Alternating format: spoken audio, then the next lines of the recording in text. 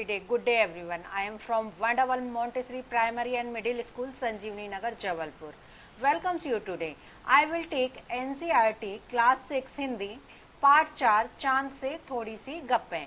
इस वीडियो में आपके लिए कविता के जो कठिन शब्द है उनके अर्थ, कविता की व्याख्या, प्रश्नोत्तर और अनुमान कल्पना, भाषा की बात या व्याकरण आदि चीजें लेकर आई हूँ। मेरी वीडियो को देखने के बाद लाइक करें, चैनल को सब्सक्राइब करें और बेल आइकन बटन को दबाएं। तो आइए हम स्टार्ट करते हैं। पार्ट 4 चांद से थोड़ी सी गप्पें। पहले कविता। गोल है खूब मगर आप तिरछे नजर आते हैं, आप पहने हुए कुल आकाश तारों जड़ा, सिर्फ मुंह खोले हुए हैं अपना गोरा चिट्ठा गोल मटोल, अपनी पोशाक को फैला चारों ओर सिमट, आप कुछ तिरछे नजर आते हैं जाने कैसे, खूब है गोकी वाह जी वाह, हमको बुद्धू ही निरा समझा है, हम समझते ही नहीं है जैसे कि आपको बीमारी है, आप घटते हैं तो घटते ही चले जाते हैं, बढ़ते हैं तो बढ़ते ही चले जाते हैं, तो बस यानी कि बढ़ते ही चले जाते हैं, दम नहीं लेते जब तक बिल्कुल गोल ना हो जाएं, बिल्कुल गोल। यह मर्ज आपका अच्छा ही नहीं होने में आता है। इसके बाद है शब्दार्थ। शब्दों के अर्थ। जरा यानी थोड़ा, तारों जड़ा यानी तारों से भरपूर, कुल यानी सारा, चिट्ठा यानी एकदम सफेद, मटोल यानी पूरा गोल, पोशाक यानी वस्त्र, सिमत यानी दिशाएं, गोकी यानी हलाकी, बुद्धू यानी बेवकूफ, निरा यानी पागल, दम यानी सांस, मर्ज यानी मर्ज या बीमारी। इसके बाद है कविता के अर्थ।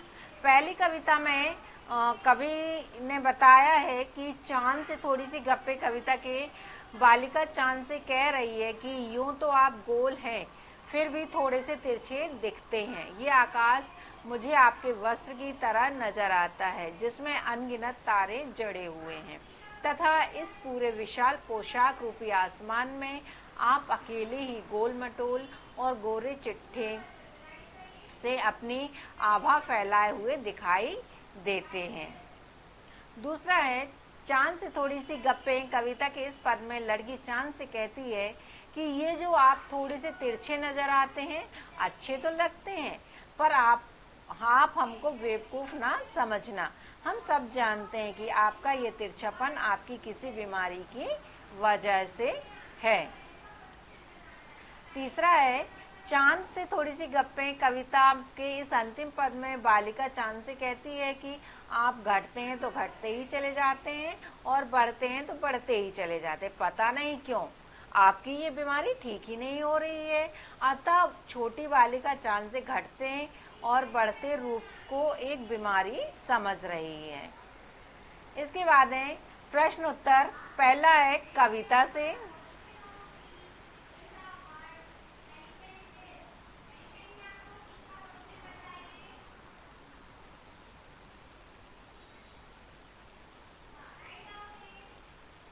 अनुमान और कल्पना। आप इसे बदलकर अपने अनुमान से भी आंसर दे सकते हैं।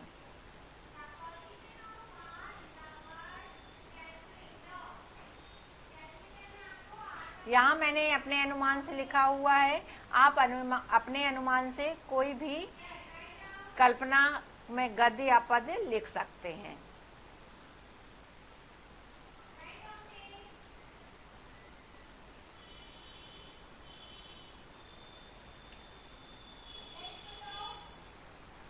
भाषा की बात या व्याकरण।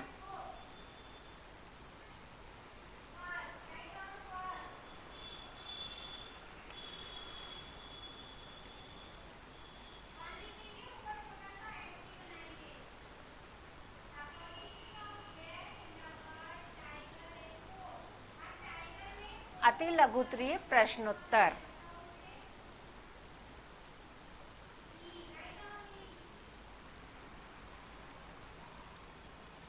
धन्यवाद। Wonderful Montessori primary and middle school, Sanjivani Nagar, Jabalpur.